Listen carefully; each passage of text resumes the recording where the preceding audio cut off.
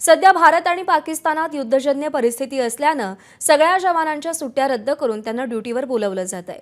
अमरावती जिल्ह्याच्या अचलपूर तालुक्यातील बोरगाव पेठ येथील बीएसएफ महिला जवान रेश्मा इंगळे 15 दिवसांच्या सुट्टीवर असताना त्यांना तातडीनं ड्युटीवर हजर व्हायला सांगितलं। दरम्यान 1 वर्षाच्या बाळाला सोडून सीमेवर जाताना महिला जवान रेश्मा इंगळेंना अश्रू अनावर झाले। आधी देशसेवा मग कुटुंब म्हणत ते आपल्या 1 वर्षाच्या बाळाला सोडून सीमेकडे रवाना झालेत।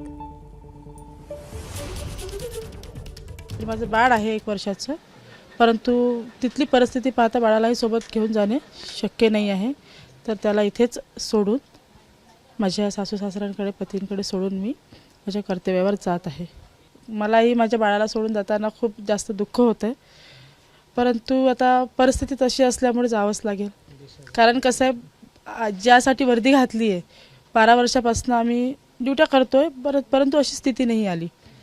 परंतु आज असं वाटतं की त्यासाठीच आपण वर्दी घातली होती, त्याच गोष्टीसाठी आपण वर्दी घातली होती। ती परिस्थिती आज आली आहे, आपल्याला आज आमची आज गरज आहे देशाला। त्यामुळे बाळाला सोडून जाताना खूप दुःख होतंय, पण आहे याचा अभिमानही वाटतंय की आपण देशाच्या कामात येतोय काहीतरी।